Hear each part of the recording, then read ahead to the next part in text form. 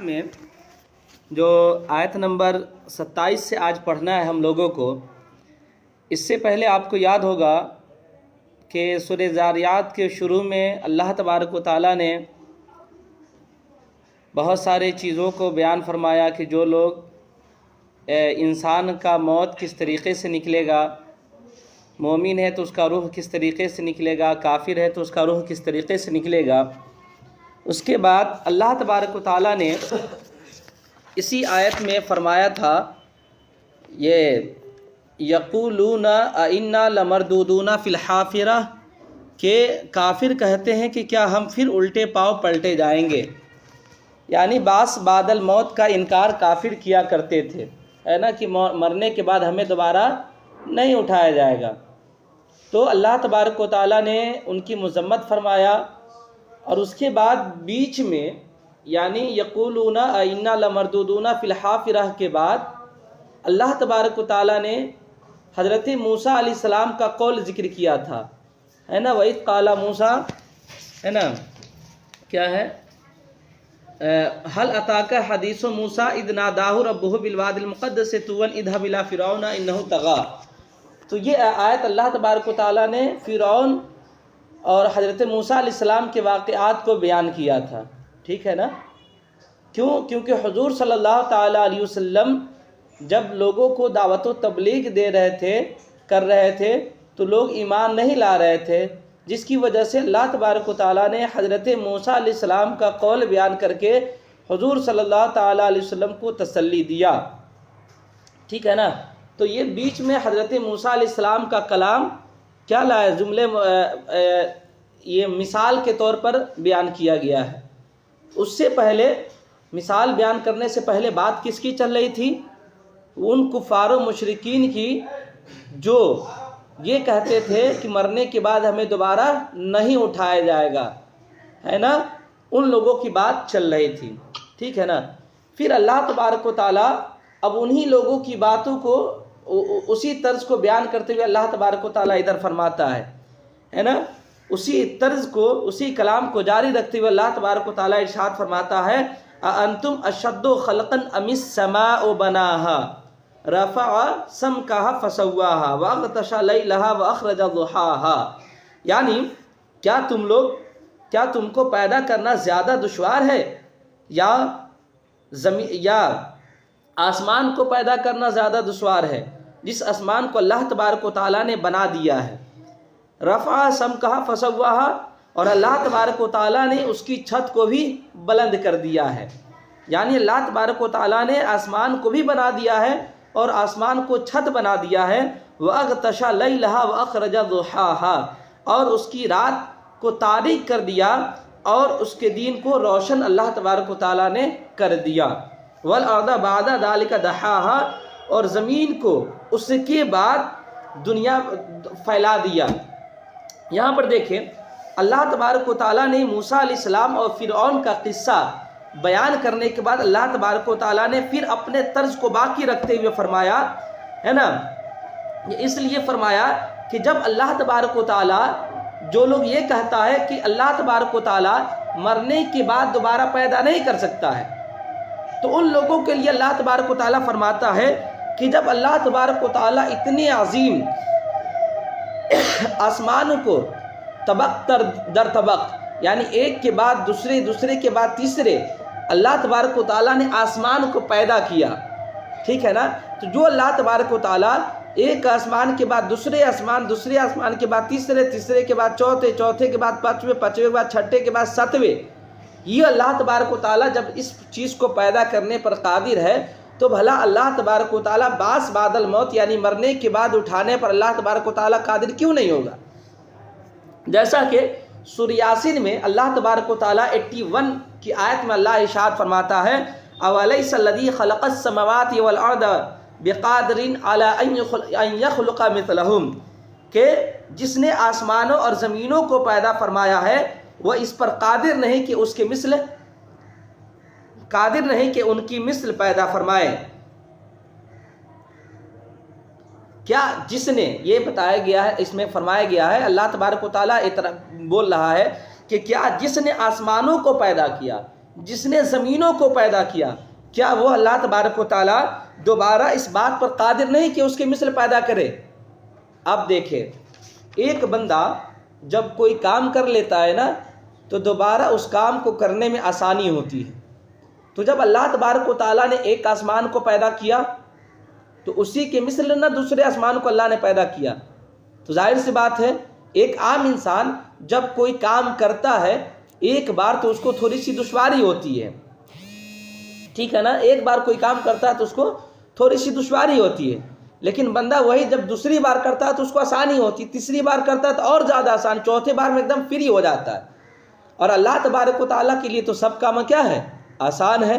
تو جب اللہ تبارک و تعالیٰ کے لیے سب کام آسان ہے تو جب اللہ تبارک و تعالیٰ ایک کے بعد دو کے بعد تین آسمان کو جب پیدا فرمایا تو جو اللہ تبارک و تعالیٰ اتنے بڑے مخلوق جس سے آسمان جو انسان کے مقابلے میں آسمان کے مقابلے میں انسان کی کیا حیثیت ہے، جب اللہ تبارک و تعالیٰ ان آسمان کو پیدا کر دیا ایک کے بعد دو کے بعد تین، اسی طریقے سے زمین کو ایک کے بعد دو کے بعد تین کے بعد چار کے بعد پانچ کے بعد سات پیدا کر دیا، تو جب اللہ تبارک و تعالیٰ اس بات جو اتنے بڑے مخلوق ہے آسمان اور زمین، جب اللہ تبارک و تعالیٰ نے اس کو پیدا کر دیا اور یہ پیدا کرنا اللہ تبارک و تعالیٰ کے لیے آسان ہے، تو بھلا وہ لوگ جو یہ کہتے ہیں کفار و مشرکین کہ ہمیں مرنے کے بعد دوبارہ نہیں اٹھایا جائے گا، یہ ان کا کہنا غلط ہو جائے گا، اس لیے کہ اللہ تبارک و تعالیٰ ہر ممکنات شے پر قادر ہے نا۔ تو جب اللہ تبارک و تعالیٰ ایک کے بعد دو آسمان کو پیدا کر سکتا ہے جو انسان کے مقابلے میں بہت بڑی مخلوق ہے،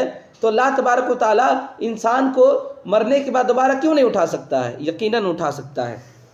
آگے سورہ مومن میں اللہ تبارک و تعالیٰ 57 سورہ مومن کے 57 نمبر میں آیت میں اللہ ارشاد فرماتا ہے لَخَلْقُ السَّمَوَاتِ وَالْأَرْضِ أَكْبَرُ مِنْ خَلْقِ النَّاسِ، کہ آسمانوں اور زمینوں کو پیدا کرنا انسانوں کو پیدا کرنے سے یقیناً بہت بڑا ہے۔ ظاہر سی بات ہے انسان کیا ہے؟ انسان ایک چھوٹی سی روح ہے، ٹھیک ہے نا، ایک چھوٹی سی مخلوق ہے، اور انسان کے مقابلے میں آسمان کیا ہے؟ بڑی مخلوق ہے۔ ارے اتنا آسان ہے انسان، تو آسمان کے مقابلے میں آپ غور کریں گے تو انسان کی تخلیق آسمان کی تخلیق سے کافی آسان ہے، اس لیے کہ اللہ تبارک و تعالیٰ نے پانی پر بچوں کی صورت پیدا کیا، ٹھیک ہے، زمین پر اللہ تبارک و تعالیٰ نے اس صورت کو بڑھا کر کے اس پانی پر اللہ تبارک و تعالیٰ نے انسان کے صورت کو بنا دیا، پھر اسے دنیا میں بھیج دیا اور روح ڈال دیا، بس اللہ تبارک و تعالیٰ کا یہ کہا۔ لیکن وہ اللہ تبارک و تعالیٰ آسمان جیسی اتنی بڑی مخلوق، نہ اس کے سہارے کوئی چیز ہے، نہ اس میں پایا لگا ہوا ہے، نہ اس میں پیلر ہے، نہ اس میں کوئی چیز ہے، کوئی چیز نہیں ہے، لیکن اللہ تبارک و تعالیٰ نے اس کو آسمان کو بغیر پیلر کے اللہ تبارک و تعالیٰ نے رکھا ہے۔ تو ذرا غور کر سکتے ہیں جو اللہ تبارک و تعالیٰ جو اتنی بڑی مخلوق جو آسمان اور زمین جسے کہا جاتا ہے اتنی بڑی مخلوق ہے، جو اللہ تبارک و تعالیٰ اس کو پیدا کرنے میں اللہ کے لیے تھوڑی سی بھی دشواری نہیں ہوتی ہے، تو یہ انسان کو مرنے کے بعد دوبارہ اٹھانے میں مشکل کیسے ہو جائے گا؟ اب دیکھیں آپ، کسی بھی چیز کی بنیاد ڈالنا جو ہے نا، یہ بنیاد ڈالنا یہ تھوڑا ٹف ہوتا ہے۔ جیسے مثال کے طور پہ یہ موبائل ہے نا، اس موبائل کو بنانے میں شروع سے لے کر کے انت تک، یعنی اس کے پورے میٹیریل سے لے کر کے موبائل کو بنانے تک، یہ کتنا آسان ہے بنانا اس کو؟ نہیں نہ ہے، مشکل ہے کہ نہیں؟ مشکل ہے۔ لیکن اسی کو ہم توڑ دیں تو پھر اس کو بنانا کیا ہو جائے گا؟ آسان ہو جائے گا، ہے نا، 1-2 پارٹ ٹوٹے گا، 10 پارٹ ٹوٹے گا، ہے نا، بنانا آسان ہو جائے گا نا۔ پیدا کرنے کے بنسبت کیا ہے؟ بنانا آسان ہوگا۔ تو جو اللہ تبارک و تعالیٰ ایک پانی پر انسان کو پیدا کرنے پر قادر جب ہے، تو وہ اللہ تبارک و تعالیٰ جب انسان مر جائے تو اس میں روح ڈالنے میں اللہ تبارک و تعالیٰ کو کون سی دقت ہے؟ کوئی دقت نہیں، کوئی مشکل نہیں، کوئی پریشانی نہیں۔ تو پتہ کیا چلا، جو اللہ تبارک و تعالیٰ ایک پانی پر پیدا کرنا انسان کو، روح ڈالنا جو شروع کا کام ہے، یہ مان لیتے یہ تھوڑا ٹف ہے، تھوڑی دیر کے لیے مان لیتے، لیکن اللہ کے لیے کوئی کام ٹف نہیں۔ میں نے موبائل کا مثال دیا نا، موبائل کو بنانا شروع سے لے کر کے پورے میٹیریل کو جمع کرنا بنانا یہ تھوڑا سا مشکل کام ہے، لیکن اسی کو توڑ دے، موبائل پھینک دے زمین پر اور کچھ اس کا پارٹ الگ الگ ہو جائے، پھر اس کو جوڑنے میں کوئی دقت نہیں، کوئی پریشانی نہیں ہے۔ ہے نا، اس کے مقابلے میں تو اللہ جب پانی پر آدمی کی صورت کو پیدا کرنے پر قادر ہے، اس میں روح ڈالنے پر جب اللہ تبارک و تعالیٰ قادر ہے، تو مرنے کے بعد تو انسان کا پورا ڈھانچہ باقی رہتا ہے، تو اس میں خالی روح نہ پھکنا رہتا ہے، تو یہ اللہ کے لیے مشکل کہاں سے ہو جائے گا؟ یہ کفار و مشرکین کی جہالت کی دلیل ہے، ان کے عقل کو گھوڑا چرنے چلا گیا تھا، جس کی وجہ سے ان لوگوں نے غور و فکر نہ کیا، ہے نا۔ چلیے اور آگے دیکھیں، خلاصہ یہ ہے کہ بعد الموت کی جو منکرین حضرات ہیں نا، وہ اس بات کو مانتے ہیں کہ آسمانوں اور زمینوں کو اللہ تبارک و تعالیٰ نے پیدا کیا، یعنی دیکھیے وہ لوگ یہ مانتے ہیں کفار و مشرکین کہ زمین کا خالق اللہ، آسمان کا خالق اللہ، ٹھیک ہے نا، لیکن بعد الموت پہ آتے ہیں تو ان کا پورا ہوا نکل جاتا ہے، وہ یہ کہتے ہیں کہ نہیں، اللہ تبارک و تعالیٰ بعد الموت نہیں کر سکتا ہے، مرنے کے بعد اٹھا نہیں سکتا ہے، حالانکہ اللہ تبارک و تعالیٰ سورہ لقمان میں آیت نمبر 25 میں ارشاد فرماتا ہے وَلَئِن سَأَلْتَهُمْ مَنْ خَلَقَ السَّمَاوَاتِ وَالْأَرْضَ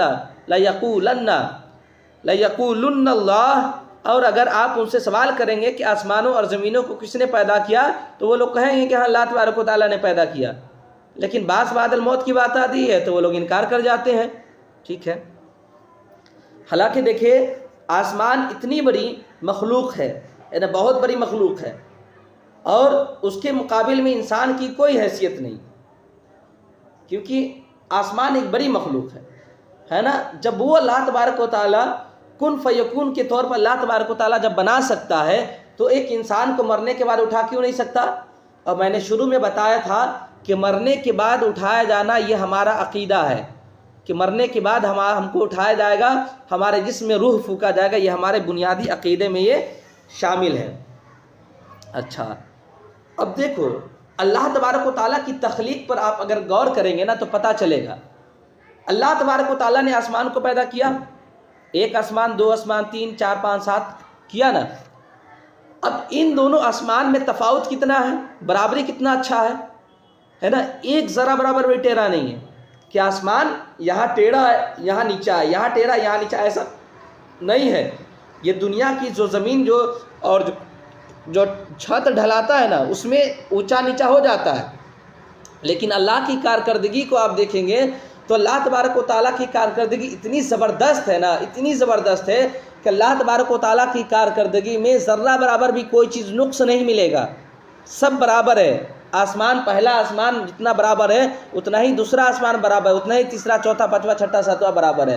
جیسا کہ اللہ تبارک و تعالیٰ نے سورہ ملک میں آیت نمبر 3 میں اللہ ارشاد فرماتا ہے مَا تَرَىٰ فِي خَلْقِ الرَّحْمَٰنِ مِن تَفَاوُتٍ، کہ تم رحمان کی تخلیق میں کوئی فرق نہیں دیکھو گے، کہ اللہ نے ایک کو پیدا کیا تو دوسرے کو اس سے الگ پیدا کیا، آسمان کے مقابلے میں نہیں۔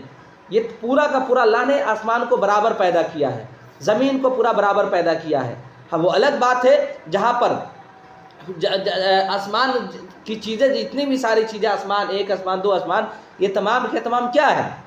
یہ تمام کے تمام برابر، اس میں کوئی اونچا نیچا آپ نہیں دیکھو گے، ٹھیک ہے نا۔ اور رہی بات زمین کی بات، تو زمین وغیرہ میں جہاں پر پہاڑ کا زیادہ مادہ رہتا ہے یا جہاں مٹی زیادہ رہتا ہے، اسی وجہ سے وہ اونچا نیچا دکھائی دیتا ہے، یا جس مٹی کو کاٹ کر کے لوگوں نے اپنے گھر کو بنانا شروع کر دیا، اسی وجہ سے اس کے اونچ نیچ ہونا شروع ہو گیا، ٹھیک ہے نا۔ تو اس کے علاوہ یہ تو آپ کے ذہن میں آ گیا نا، ایک منٹ،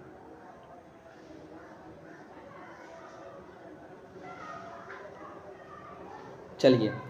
اللہ تبارک و تعالیٰ کے ارشاد فرماتا ہے نا کہ اس کی تاریکی کو کیا پتا ہے، وَأَغْطَشَ لَيْلَهَا وَأَخْرَجَ ضُحَاهَا، کہ اللہ تبارک و تعالیٰ نے اس کی تاریک کو، اس کی رات، یعنی آسمان کی رات جو ہے نا، یعنی دنیا کی رات، اللہ تبارک و تعالیٰ نے اس کو تاریک کر دیا ہے، اور اس کا دین کو اللہ تبارک و تعالیٰ نے کیا کر دیا، روشن کر دیا۔ اب یہاں پر دیکھیں، اللہ تبارک و تعالیٰ نے دنیا کو پیدا کیا، آسمان کو پیدا کیا، ٹھیک ہے نا۔ اس دنیا میں اور آسمان میں اللہ تبارک و تعالیٰ نے سورج کو رکھ دیا، تو جس کی وجہ سے دین روشن ہو گیا۔ اللہ تبارک و تعالیٰ نے سورج کو غروب کر دیا تو اس کی وجہ سے رات ہو گیا۔ یہ تمام کے تمام اللہ تبارک و تعالیٰ کی کارکردگی ہے، اور انسان اگر اسی چیز میں اگر غور و فکر کر لینا کہ اللہ تبارک و تعالیٰ نے دین کو پیدا کیا، رات کو پیدا کیا، روشنی کو پیدا کیا، اندھیرا کو پیدا کیا، اگر اسی چیز میں اگر انسان غور و فکر کر لینا تو اللہ تبارک و تعالیٰ کی الوہیت سے کوئی انسان انکار نہیں کر سکتا ہے. ہمیشہ وہ انسان کہے گا کہ ہاں یقیناً یہ جو ذات دین کو رات کو دین کرنے پر قادر ہے وہ تنہا وہ اللہ تبارک و تعالیٰ کی ذات ہے. اچھا، اس کے بعد اللہ تبارک و تعالیٰ نے کیا فرمایا؟ اس کے بعد اللہ تبارک و تعالیٰ نے فرمایا کہ وَالْأَرْضَ بَعْدَ ذَلِكَ دَحَاهَا، اور اس کے بعد اللہ تبارک و تعالیٰ نے زمین کو پھیلا دیا. یہاں پر آپ کی توجہ میں آپ کی چاہوں گا. اللہ تبارک و تعالیٰ نے کیا فرمایا؟ وَالْأَرْضَ بَعْدَ ذَلِكَ دَحَاهَا، اس کے بعد یعنی آسمان کے بعد اللہ تبارک و تعالیٰ نے زمین کو پھیلا دیا. تو اس سے کیا پتہ چلا؟ یعنی پہلے آسمان کی تخلیق ہوئی، اس کے بعد زمین کی تخلیق ہوئی. پتہ چلا نا؟ لیکن اللہ تبارک و تعالیٰ سورہ بقرہ کی آیت نمبر 29 میں ارشاد فرماتا ہے هُوَ الَّذِي خَلَقَ لَكُم مَّا فِي الْأَرْضِ جَمِيعًا ثُمَّ اسْتَوَىٰ إِلَى السَّمَاءِ، یعنی اللہ تبارک و تعالیٰ وہی ہے جس نے تمہارے لیے زمین کی تمام چیزوں کو پیدا کیا. جب زمین کے تمام چیزوں کو اللہ تبارک و تعالیٰ نے پیدا کر دیا تو پھر آسمان کی طرف قصد کیا، ارادہ کیا. تو اس آیت سے کیا پتہ چلا کہ پہلے زمین پیدا ہوا پھر بعد میں آسمان پیدا ہوا. ٹھیک ہے، تو پتہ کیا چلا اس آیت سے؟ سورہ نازعات کی آیت سے کیا پتہ چلا کہ اللہ نے پہلے آسمان کو پیدا کیا پھر زمین کو پیدا کیا. لیکن سورہ بقرہ کی آیت سے کیا پتہ چلا؟ اللہ نے پہلے زمین کو پیدا کیا پھر آسمان کو پیدا کیا. تو ایک چیز پہلے بھی ہو بعد میں بھی ہو، ایسا ہو سکتا ہے؟ نہیں نہ ہو سکتا ہے. ارے بھائی، آپ سن رہے ہو، آپ پڑھا رہے ہو، ایسا ہو سکتا ہے؟ نہیں نہ ہوگا. سن بھی رہا ہو، کوئی پڑھا بھی رہا ہو، ایسا ہوگا؟ نہیں ہوگا. ایک وقت میں انسان ایک ہی کام کرے گا، ہے نا؟ یا تو ہم پڑھا رہے ہیں تو صرف پڑھا رہے ہیں، آپ سننے والے آپ ہیں. اگر آپ پڑھا رہے ہیں تو سننے والے ہم ہیں. بات سمجھ میں آ رہی ہے نا؟ تو ایک اللہ تبارک و تعالیٰ نے فرمایا سورہ نازعات سے کہ آسمان کو پہلے پیدا کیا زمین کو بعد میں، اور سورہ بقرہ سے معلوم چلا کہ اللہ نے زمین کو پیدا کیا آسمان کو بعد میں. اس کا مطلب کیا ہے؟ تو اس کا مطلب یہ ہے، اس کا جواب اعتراض ہو سکتا ہے، لوگوں نے کہہ سکتا کہ دونوں آیت کے تعارض ہے. تو اس کا جواب کیا ہے؟ جواب یہ ہے کہ اللہ تبارک و تعالیٰ نے سب سے پہلے زمین کا مادہ تیار کیا. غور کریں گے، میٹیریل کو اللہ تبارک و تعالیٰ نے سب سے پہلے تیار کیا. پھر اس کے بعد اللہ تبارک و تعالیٰ نے نفس زمین کو پیدا کر دیا، پھر آسمان کو پیدا کیا. یعنی اللہ تبارک و تعالیٰ نے پہلے میٹیریل کو پیدا کر دیا، زمین کے میٹیریل کو پیدا کر دیا. غور کریں گے، پھر اللہ تبارک و تعالیٰ نے جب آسمان کو بنا دیا بہترین طریقے سے، اس کے بعد اللہ تبارک و تعالیٰ نے زمین کو بچھا دیا. بات سمجھ میں آئی؟ یہ مطلب ہے. اب دیکھیے، اگر ہم یہ کہیں، ہمارا جو میں نے جواب دیا، اگر میٹیریل ہم نے مراد لیا یا اللہ تبارک و تعالیٰ نے نقشہ بنا دیا، ٹھیک ہے نا؟ تو سورہ بقرہ کی آیت میں جو پہلے یہ کہا گیا کہ اللہ نے پہلے زمین کو بنایا اور اس کے تمام چیزوں کو بنایا پھر آسمان کی طرف بنایا، تو وہاں اس سے مراد کیا ہے؟ زمین اور تمام چیزوں کا ڈھانچہ، میٹیریل اور نقشہ ہے. ٹھیک، نقشہ بنایا.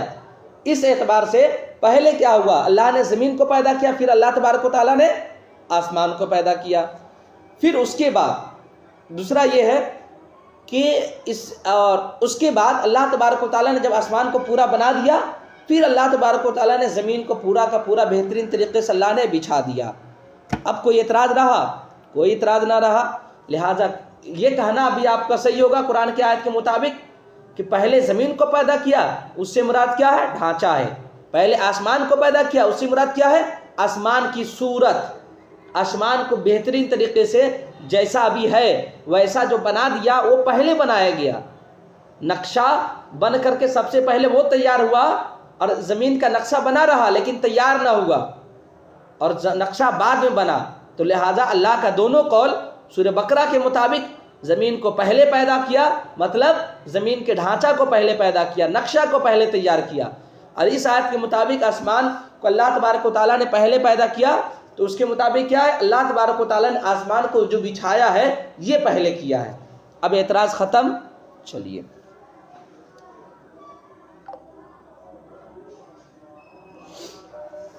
آگے اللہ تبارک و تعالیٰ ارشاد فرماتا ہے، آگے اللہ تبارک و تعالیٰ ارشاد فرماتا ہے وَأَخْرَجَ مِنْهَا مَاءَهَا وَمَرْعَاهَا، اور اس میں سے اللہ تبارک و تعالیٰ نے اس کا پانی اور چارہ نکالا، والجبال ارساہا، اور پہاڑوں کو جما دیا. غور کریں گے یہاں پر، متاعا لکم ولانعامکم، اور تمہارے چوپایوں کو فائدہ کے لیے. یعنی اللہ تبارک و تعالیٰ نے جو یہ فرمایا کہ زمین سے انسانوں اور جانوروں کی خوراک نکالی. کیا خوراک نکالی؟ اللہ تبارک و تعالیٰ نے کیا فرمایا؟ ماءھا و مرعاھا، یعنی اللہ تبارک و تعالیٰ نے پانی اور چارہ کو نکالا. دیکھیے، اللہ نے پانی زمین سے نکالا، اللہ نے چارہ کو نکالا زمین سے. اب دیکھیے، یہ پانی انسان کے لیے فائدہ مند، مخلوق جتنے بھی مخلوقات زمین پر ہے تمام مخلوقات کے لیے یہ کافی ہے نا، ضرورت کی چیز. الحمدللہ. اس کے بعد اللہ تبارک و تعالیٰ نے چارہ کو پیدا کیا. تو یہ چارہ سے مراد انسان کا بھی کھانا، جانور کا بھی کھانا.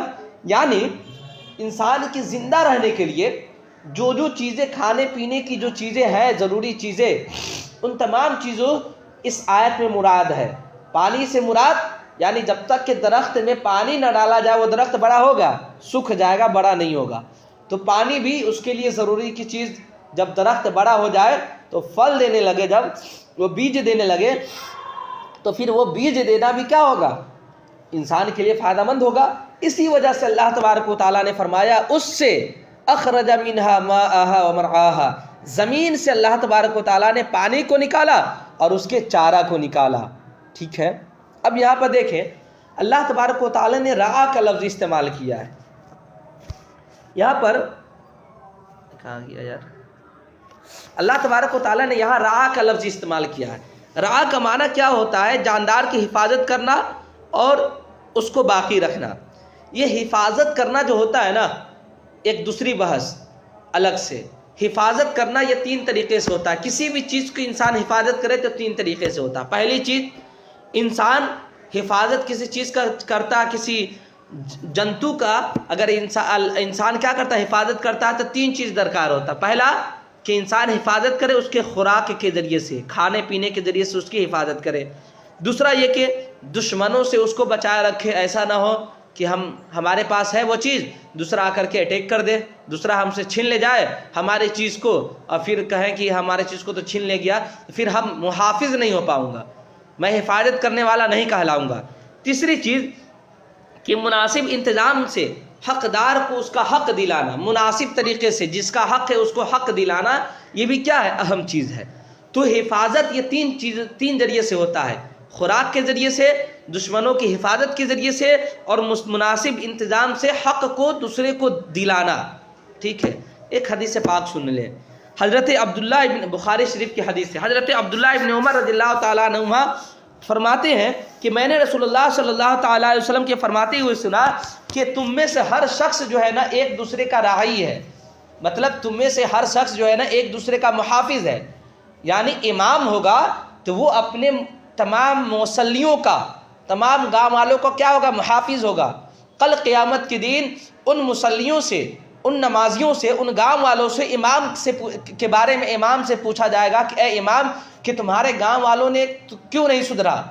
ٹھیک ہے نا. اگر امام صاحب صحیح بتائے رہیں گے تو ٹھیک ہے، ورنہ امام صاحب بھی پکڑے جائیں گے. سمجھے صحیح صاحب؟ تو امام صاحب بھی پکڑے جائیں گے. تو ہر انسان، تم میں سے ہر انسان کیا ہے؟ ایک دوسرے کا محافظ ہے. اسی طریقے سے بادشاہ جو ہے نا اپنے ملک کی رعایا کا محافظ ہے. اگر ہمارے ملک میں کچھ ہو رہا ہے، غلط ہو رہا ہے، تو بادشاہ کو جواب دینا ہوگا. اور ہم غلام ہیں تو ہم بھی اپنے بادشاہ کا محافظ ہیں کہ بادشاہ کو اگر کوئی تکلیف پہنچے گی تو ہمیں جواب دینا پڑے گا. اسی طریقے سے شوہر مرد جو ہے نا اپنے گھر کا محافظ ہے. اگر گھر ٹوٹا یا گھر برباد ہوا تو اس کا ذمہ دار مرد ہوگا. اسی طریقے سے بیوی اپنے شوہر کا محافظ ہے، اپنے گھر کا محافظ ہے کہ اس کا شوہر برباد ہوا تو کیوں ہوا، اس کی بیوی سے پوچھا جائے گا. اس کا گھر برباد ہوا تو اس کی بیوی سے پوچھا جائے گا، کیونکہ وہ بیوی اپنے گھر کا مالک تھی، محافظ تھی. تو میرے آقا نے کیا فرمایا کہ تم میں سے ہر انسان ایک دوسرے کا محافظ ہے، اور ہر محافظ سے اپنے رعایا کے بارے میں پوچھا جائے گا کل قیامت کے دن کہ بتا تو محافظ تھا، تو نے کیا کام کیا۔ چلیے اور آگے اللہ ارشاد فرماتا ہے، کوئی اعتراض نہیں نا ہے بھائی؟ چلیے اور آگے اللہ تبارک و تعالیٰ ارشاد فرماتا ہے والجبال ارساہا، اور پہاڑوں کو جما دیا۔ اب پہاڑوں کو جما دیا مطلب پہاڑوں کو جما دیا۔ اللہ تبارک و تعالیٰ نے جب زمین کو پیدا کیا ہے نا، شیخ سعدی کا وہ شعر ہمیں یاد ہے بوستا میں، جو آج سے لگ بھگ 14-15 سال پہلے میں نے پڑھا تھا، فرو کفت دامنش میخ کو زمین از تپے لرزہ آمدہ بستوہ۔ زمین جو ہے نا، جب اللہ تبارک و تعالیٰ نے زمین کو بچھایا تو زمین تھر تھرانے لگی، تو اللہ تبارک و تعالیٰ نے کیا کیا؟ فرو کفت دامنش میخ کو، تو اللہ تبارک و تعالیٰ نے اس کے دامن میں پہاڑ کا کیل ٹھوک دیا۔ آج بھی دیکھیں کہ اگر جو دریا ہے نا، دریا پر کوئی چیز ساکت نہ رہے، ٹھہرا ہوا نہ رہتا ہے، تو انسان ایک کیا کر دیتا ہے؟ ڈنٹا گاڑ کر کے جو ہے نا اس میں باندھ دیتا ہے تاکہ وہ کیا رہے؟ ساکت رہے، ہیلے ڈولے نہیں۔ تو جب اللہ تبارک و تعالیٰ نے پانی پر زمین کو بچھایا تو زمین کیا ہوا؟ ہلنے لگی۔ تو اللہ تبارک و تعالیٰ نے اس کے دامن میں پہاڑ کو ٹھوک دیا۔ جب اللہ تبارک و تعالیٰ نے پہاڑ کو ٹھوک دیا تو پھر یہ زمین ہلنا بند کر دی، ہے نا، زمین ہلنا بند کر دی۔ اسی وجہ سے اللہ تبارک و تعالیٰ نے کہا والجبال ارساہا، اور پہاڑوں کو اللہ تبارک و تعالیٰ نے کیا کیا؟ جما دیا۔ متاعا لکم ولانعامکم، اور تمہارے چرپایوں کو فائدہ کے لیے۔ اتنا میں نے بتایا پہلے، چرپایا کے فائدہ کے لیے کیسے ہے اور ہمارے فائدہ کے لیے کیسے ہے۔ جب اللہ تبارک و تعالیٰ نے زمین کو پیدا کیا تو ظاہر سی بات ہے زمین سے پانی نکلتا ہے، زمین سے درخت نکلتا ہے، زمین سے سبزہ نکلتا ہے، زمین سے گھاس نکلتا ہے نا، زمین سے جتنی بھی گھاس پھوس ہے تمام چیزیں نکلتے ہیں، بیگن، بھنڈی، آلو، جتنی بھی چیزیں تمام کے تمام کیا چیزیں ہیں؟ زمینی سے نکلتی ہے۔ تو یہ تمام کے تمام چیزیں کس کے لیے ہے؟ ہم انسان کے لیے ہے۔ فار ایگزامپل اگر یہ زمین سے یہ چیزیں نہ نکلتی تو آپ اللہ تبارک و تعالیٰ کی کارکردگی میں آپ غور کریں۔ یہی تو جو ہم گھر میں دروازہ بناتے ہیں نا، یہ دروازہ کیسے بنتا ہے؟ یہ زمین کا دین ہے۔ اگر لکڑی کو نہ نکالے تو آپ دروازہ گھر میں کیسے لگائیں گے؟ کیسے لگائیں گے؟ اگر زمین اب درخت کو نہ نکالے تو آپ زندہ کیسے رہیں گے؟ یہ زمین ہی کا دین ہے کہ آپ کے گھر میں تختہ ہے، یہ زمین ہی کا دین ہے کہ آپ کے گھر میں کرسی ہے، یہ زمین ہی کا دین ہے کہ آپ کے گھر جو ہے نا ڈائننگ ٹیبل سجا ہوا ہے جس پر آپ کھانا کھاتے ہیں، ٹھیک ہے نا، اچھے کھانا کھاتے ہیں، یہ زمین ہی کا دین ہے۔ بات سمجھ میں آ رہی ہے نا؟ تو یہ زمین کا انسان کے اوپر بہت ہی کیا ہے؟ دین ہے۔ اور اللہ تبارک و تعالیٰ نے زمین کو پیدا کیا اور اسے پانی کو نکالا اور اسے تمام سبزہ وغیرہ کو نکالا۔ یہ تمام کے تمام چیزیں انسان اور جانور اور جتنے بھی مخلوقات زمین پر ہیں تمام کے فائدہ کے لیے ہی ہے، ٹھیک ہے؟ چلیے آگے دیکھیے، فَإِذَا جَاءَتِ الطَّامَّةُ الْكُبْرَى، تو جب عام مصیبت سب سے بڑی آئے گی، جب مصیبت سب سے بڑی آئے گی مطلب اس سے مراد کیا ہے؟ یعنی قیامت کا جب وقت آئے گا، ہے نا، یوم یتذکر الانسان ما سعی، اس دن آدمی یاد کرے گا جو اس نے کوشش کی تھی۔ مطلب یہ ہے کہ انسان اگر نیک کام کیا ہوگا تو اس دن یاد کرے گا اپنے نیک کام کو۔ جب انسان کے ہاتھ میں اس کے نامہ اعمال کو دے دیا جائے گا، اگر اس نے نیک کام کیا ہوگا تو اس نیک کام کو دے دیا جائے گا، ٹھیک ہے؟ اگر جب اس نے نیک کام کیا تو نیک کام کو دے دیا جائے گا۔ اور اس کے علاوہ اگر انسان نے برا کام کیا ہے تو انسان کے ہاتھ میں انسان کو بری چیز دے دی جائے گی۔ بات سمجھ میں آ رہی ہے نا؟ تو پتہ کیا چلا کہ جب انسان جس چیز کی کوشش کرے، میں نے پہلے بتایا تھا اللہ نے دو راستہ، اللہ تبارک و تعالیٰ جو ہے نا، میں نے بہت پہلے آپ کو ایک چیز بتایا تھا، آپ کو غالباً یاد ہوگا، ہے نا، میں نے ایک چیز پہلے آپ کو بتایا تھا کہ اللہ تبارک و تعالیٰ نے دو راستہ کو اللہ تبارک و تعالیٰ نے بتا دیا ہے، ایک ہدایت کا اور ایک گمراہیت کا۔ اب انسان اگر ہدایت کو کرے گا تو اللہ تبارک و تعالیٰ اسے ہدایت نصیب دے گا، ہے نا، پھر اس کا ہدایت اس کے ہاتھ میں جو ہے نا ہدایت کا وہ رہے گا، ہدایت کا سامان رہے گا. اگر اللہ تبارک و تعالیٰ اگر اس نے گمراہی کا کام کیا ہوگا تو اس کے ہاتھ میں جو ہے نا برا اعمال رہے گا. سمجھ میں بات آ رہی نا؟ تو اسی کے ہاتھ میں جیسا جو انسان کرے گا ویسا ہی اس کے ہاتھ میں دے دیا جائے گا.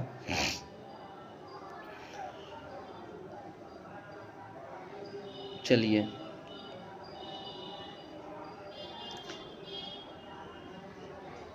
اس کے بعد اللہ ارشاد فرماتا ہے وَبُرِّزَتِ الْجَحِيمُ لِمَنْ يَرَىٰ، اور جہنم ہر دیکھنے والے پر ظاہر کی جائے گی. یعنی جہنم ہر دیکھنے والے پر ظاہر کی جائے گی. اس پر آپ کی توجہ کا میں درکار ہوں. یہاں اللہ تبارک و تعالیٰ نے کیا فرمایا؟ جہنم ہر کیا فرمایا کہ جہنم جو ہے نا ہر دیکھنے والے پر ظاہر کر دی جائے گی. ہر دیکھنے والے پر جہنم کو ظاہر کر دیا جائے گا. جتنے بھی دیکھنے والے ہیں تمام پر کیا ہو جائے گا؟ جہنم ظاہر کر دیا جائے گا، ہے نا. جیسا کہ اللہ تبارک و تعالیٰ ارشاد فرماتا ہے نا سورہ مجادلہ کی آیت نمبر 6 میں اللہ ارشاد فرماتا ہے یوم یبعثہم اللہ جمیعا فینبئہم بما عملوا احصاہ اللہ ونسوہ واللہ علی کل شیء شہید، کہ جس دن اللہ ان سب کو زندہ کر کے اٹھائے گا اور ان کو ان کے کیے ہوئے کاموں کی خبر دے گا جن اعمال کو اللہ تبارک و تعالیٰ نے شمار کر رکھا ہے اور یہ بھول چکے تھے. یہ انسان بھول چکے تھے کہ ہمیں دوبارہ اٹھایا جائے گا، یہ بھول چکے تھے، اور اللہ ہر چیز پر نگاہ رکھنے والا ہے. سمجھ میں آ رہی نا؟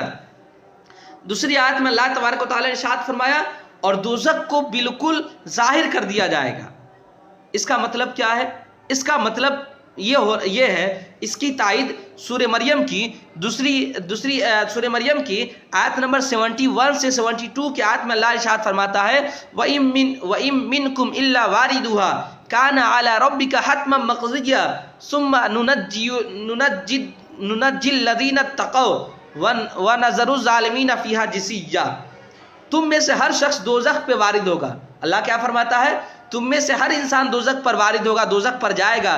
یہ آپ کے رب کا حتمی فیصلہ ہے کہ ہر انسان دوزخ پر جائے گا. پھر ہم متقیوں کو نجات دے دیں گے. یعنی جو نیک انسان ہوگا نا، اللہ تبارک و تعالیٰ اس نیک انسان کو کیا کرے گا؟ اس نیک انسان کو اللہ تبارک و تعالیٰ جہنم سے کھینچ لے گا، نجات دے دے گا، اور ظالموں کو اسی میں چھوڑ دے گا. گھٹنے کے بل گرا ہوا اللہ تبارک و تعالیٰ چھوڑ دے گا. آگے سورہ شعراء میں آیت نمبر 90 سے 91 کی آیت میں ارشاد فرماتا ہے وَأُزْلِفَتِ الْجَنَّةُ لِلْمُتَّقِينَ وَبُرِّزَتِ الْجَحِيمُ لِلْغَاوِينَ، یعنی جنت کو متقین کے لیے قریب کر دیا جائے گا اور گمراہوں کے لیے دوزخ کو ظاہر کر دیا جائے گا. ٹھیک ہے نا؟ پتہ کیا چلا کہ ہر انسان کو جہنم پر کیا ہوگا؟ وارد ہونا پڑے گا. میں آگے بتاؤں گا تو آپ کو سمجھ میں آئے گا ایک بات. چلیے فَأَمَّا مَنْ طَغَىٰ وَآثَرَ الْحَيَاةَ الدُّنْيَا فَإِنَّ الْجَحِيمَ هِيَ الْمَأْوَىٰ، کہ تو وہ جس نے سرکشی کی اور دنیا کی زندگی کو ترجیح دی تو بے شک جہنم ہی اس کا ٹھکانہ ہے. مطلب کیا ہوا؟ مطلب یہ ہوا کہ جس نے دنیا کو ترجیح دیا، یعنی دنیا کو اہم سمجھا آخرت پر، تو پھر اس کے لیے کیا ہے؟ فَإِنَّ الْجَحِيمَ هِيَ الْمَأْوَىٰ، تو بے شک یہی جہنم ہے جو اس کا کیا ہے؟ ٹھکانہ ہے. بات سمجھ میں آ رہی ہے نا؟ جیسا کہ یہاں پر دیکھیں، یہاں پہ میں ایک چیز بتا دوں.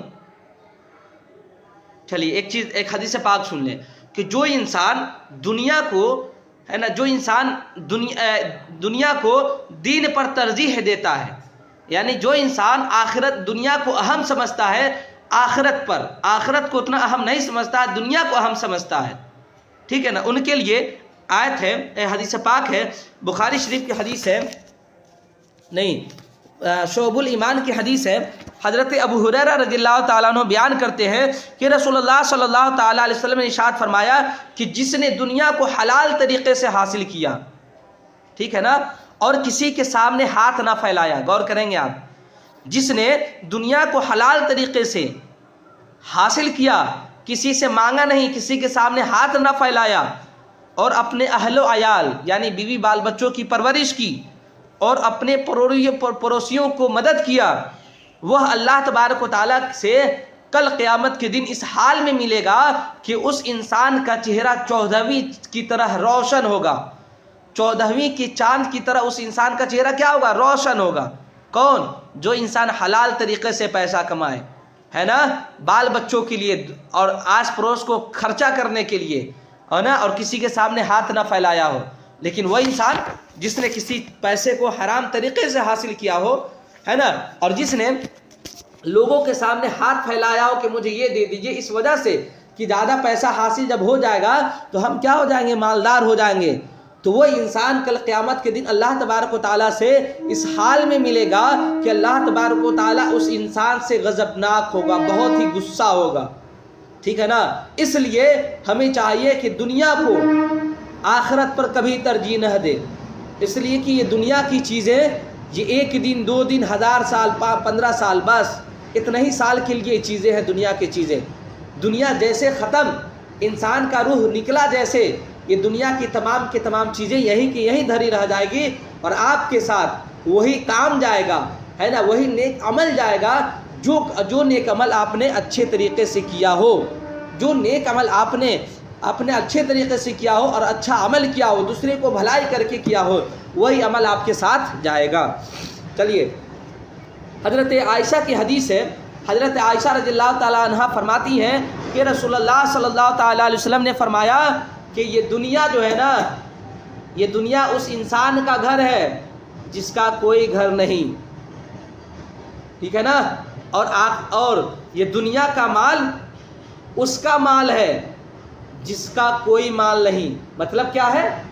آپ نے پڑھا تھا نا، یہ دنیا مومن کے لیے کیا ہے؟ قید خانہ ہے، اور کافر کے لیے یہی دنیا کیا ہے؟ جنت ہے، ٹھیک ہے نا۔ تو مومن کے لیے دنیا کو قید خانہ قرار دیا گیا۔ اسی وجہ سے حضرت عائشہ فرماتی ہیں کہ رسول اللہ نے فرمایا کہ اس کا گھر، یعنی ہمارا یہ گھر تھوڑے نہ ہے بھائی، یہ دنیا کیا میرا گھر تھوڑے نہ ہے، یہ میرا گھر نہیں ہے، ہمارا گھر تو جنت ہے، ہمارا گھر تو آخرت ہے جہاں ہمیں ہمیشہ رہنا ہے، ٹھیک ہے نا۔ تو جس انسان کا گھر دنیا ہے، دنیا اس کا گھر ہے جس کا کوئی گھر نہیں، مطلب جس انسان نے دنیا کی محبت میں، دنیا کی عیش و عشرت میں ڈوبا رہا، ٹھیک ہے نا، اور اس کو اپنا گھر جانا رہا اور آخرت کو بھلا دیا، تو آخرت میں اس کا کوئی گھر نہیں۔ جس انسان نے دنیا کے مال سے محبت کیا، اس کا آخرت میں کوئی حصہ نہیں۔ بات سمجھ میں آ رہی ہے نا؟ آخرت میں کوئی حصہ نہیں۔ اور جس انسان نے اس دنیا کو اپنا گھر نہیں مانا، اس کا گھر جنت۔ جس انسان نے دنیا کے مال کو اپنا مال نہیں جانا، آخرت میں اس کا حصہ۔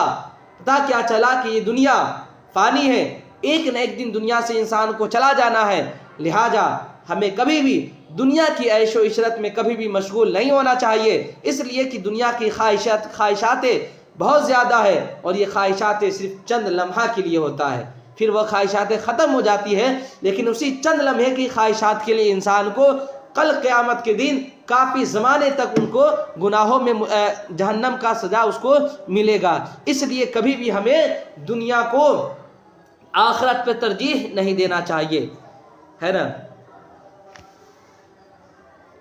ایک اور حدیث سن لیں، صحیح بخاری کی حدیث ہے، حضرت عبداللہ ابن عمر کہتے ہیں کہ رسول اللہ نے صلی اللہ تعالیٰ علیہ وسلم نے فرمایا کہ رسول اللہ صلی اللہ تعالیٰ علیہ وسلم نے میرے کندھے کو پکڑ کر کے فرمایا کہ یہ دنیا میں جو ہے نا، یہ دنیا میں تم رہو مسافر کی طرح، کہ جس طریقے سے مسافر یہاں سے سفر کیا کہاں؟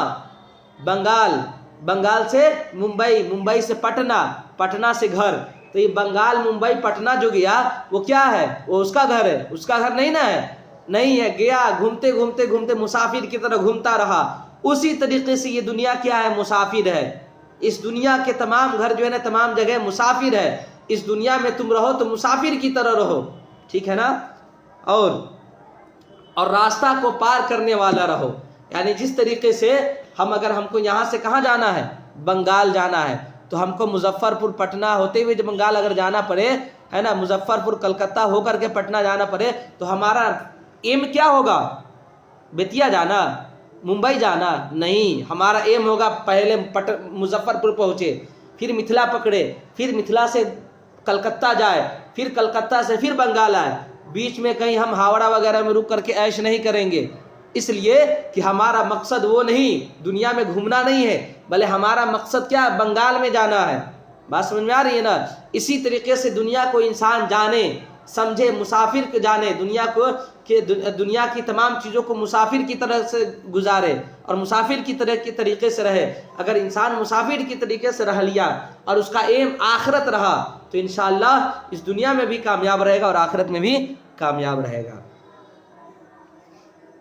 چلیے آگے اللہ تبارک و تعالیٰ ارشاد فرماتا ہے فَإِنَّ الْجَحِيمَ هِيَ الْمَأْوَىٰ، تو بے شک دوزخ ہی وہی اس کا ٹھکانہ ہے، دوزخ ہی اس کا ٹھکانہ ہے، ٹھیک ہے نا؟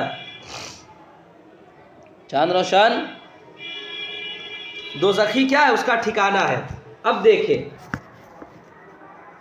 یہاں پر دیکھیں حضرت ابو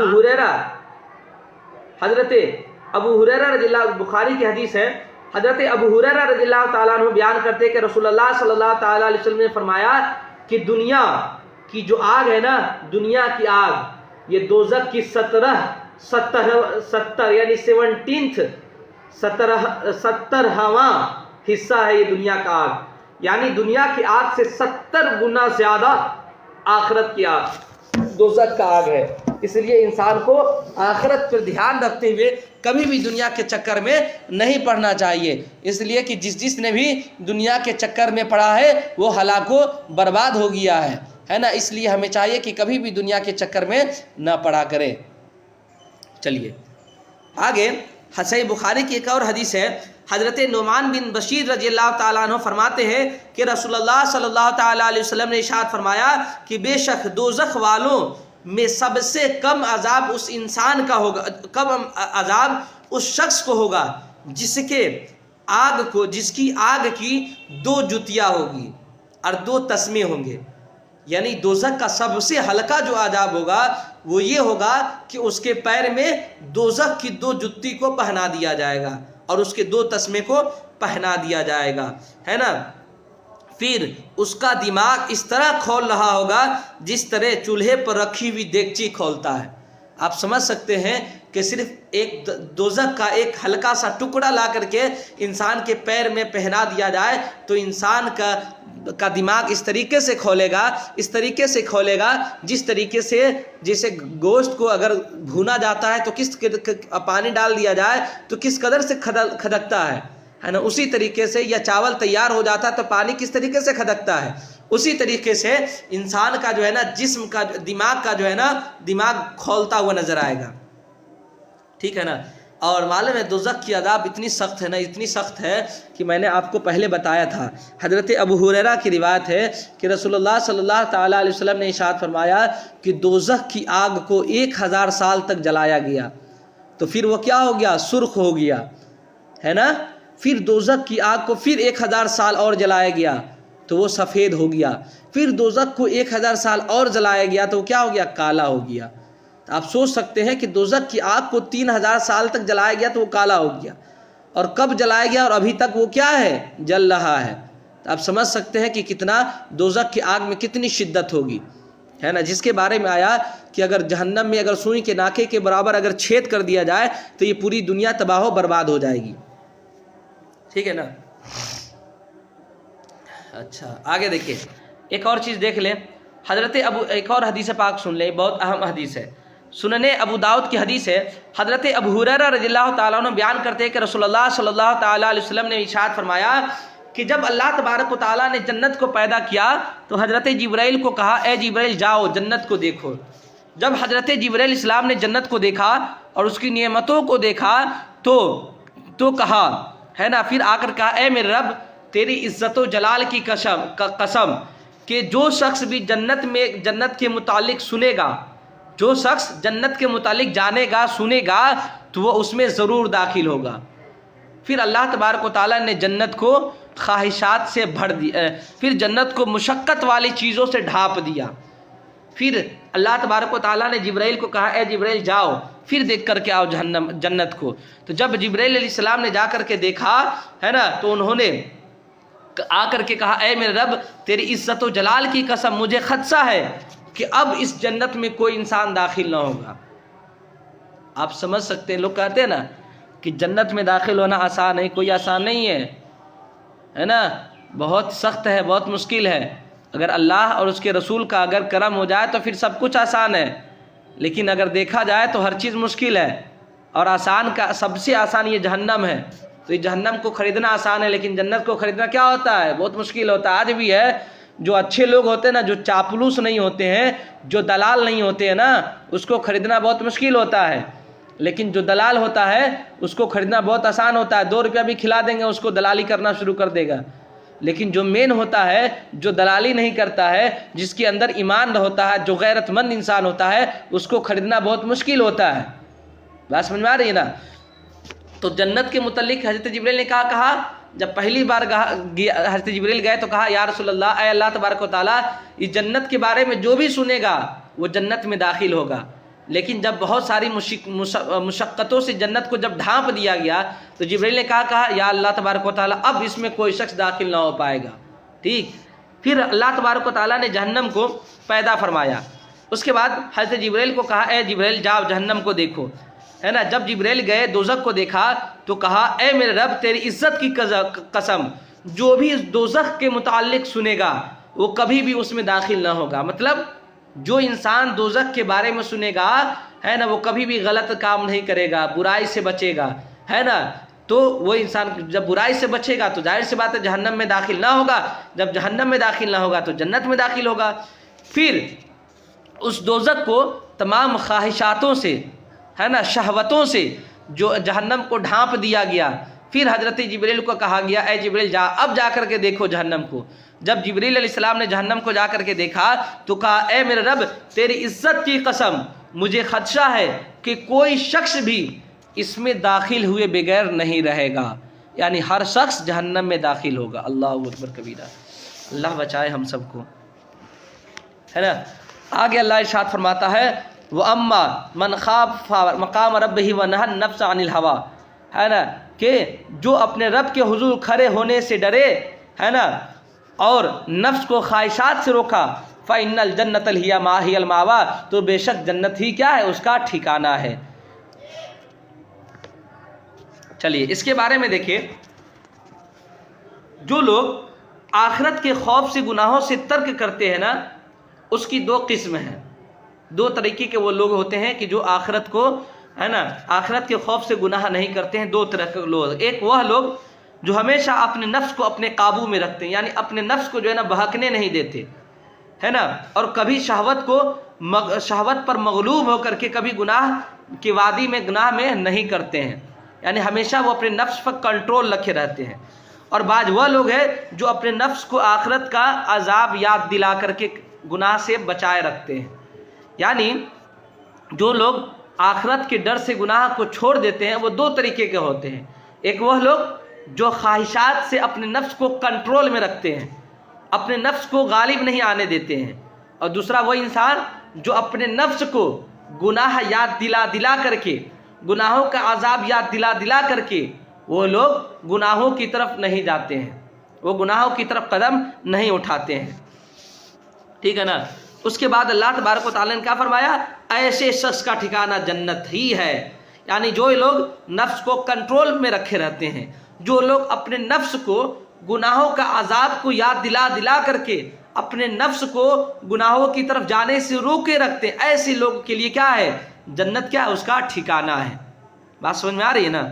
چلیے اچھا، حضرت ابو ہریرہ رضی اللہ تعالیٰ عنہ کی حدیث پاک سنیں، بہت پیاری حدیث ہے۔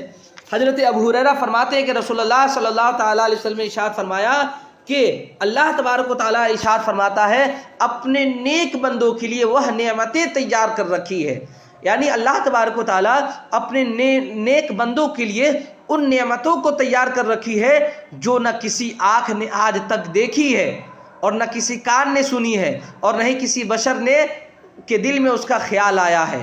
اگر تم چاہو تو قرآن مجید کی یہ آیت پڑھ لو۔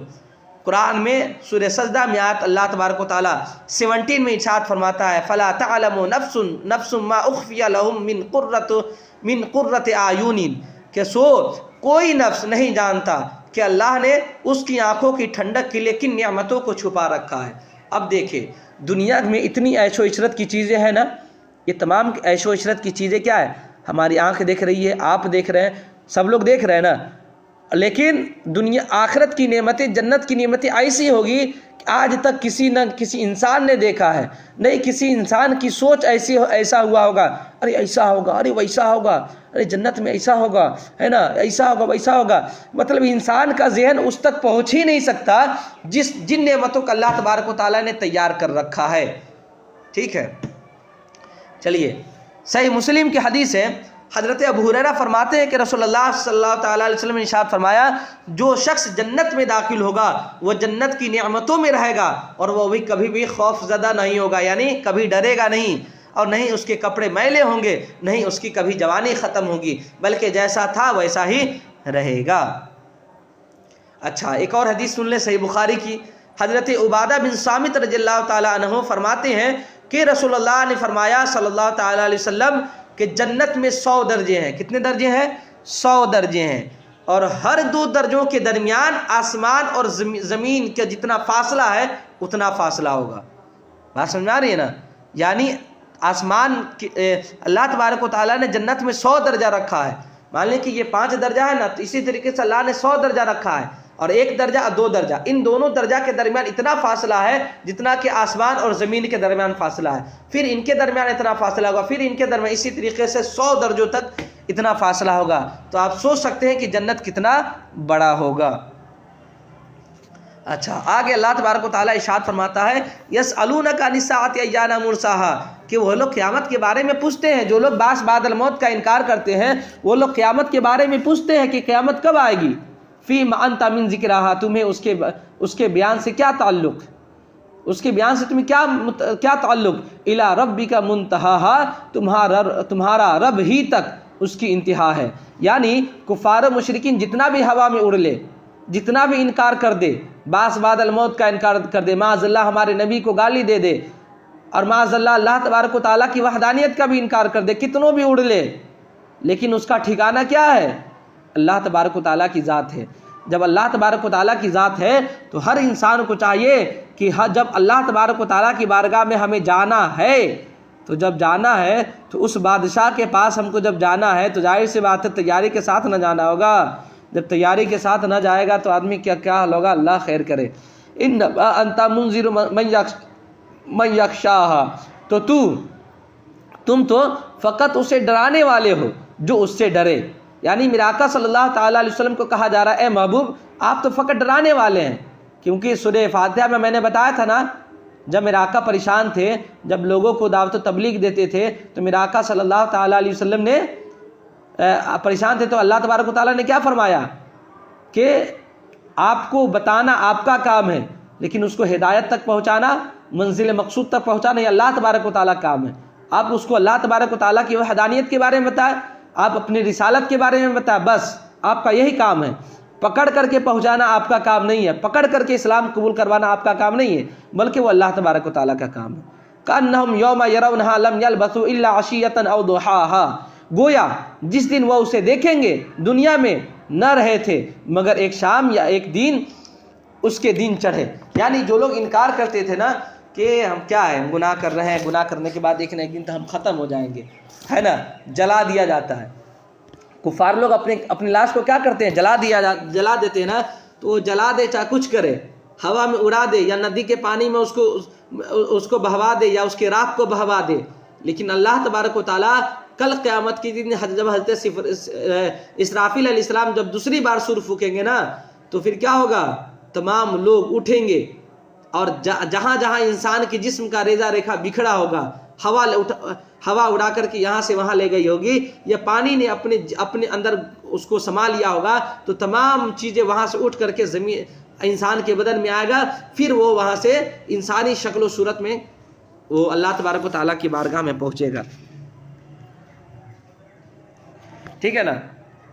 اچھا، تو جو لوگ انکار کرتے تھے ان کے لیے کیا ہے، حضرت سورہ احقاف میں اللہ تبارک و تعالیٰ آیت نمبر 35 میں ارشاد فرماتا ہے، کأنہم یوم یرون ما یوعدون لم یلبثوا الا ساعۃ من نہار. یہ کفار جس دن اس عذاب کو دیکھ لیں گے جس کا ان سے وعدہ کیا گیا ہے، تو وہ دنیا میں دین کی ایک گھڑی ہی ٹھہرے تھے. یعنی وہ انسان جو لوگ باس بعد الموت کا انکار کرتا تھا، جب اللہ تبارک و تعالیٰ اس کو ان تمام چیزیں دے دے گا، اس کے ہاتھ میں اس کے نیک اعمال ہوگا، تو نیک اعمال کو جب دے دیا جائے گا، پھر وہ انسان جب گناہ سے بعد، پھر وہ انسان جب اگر نیک کام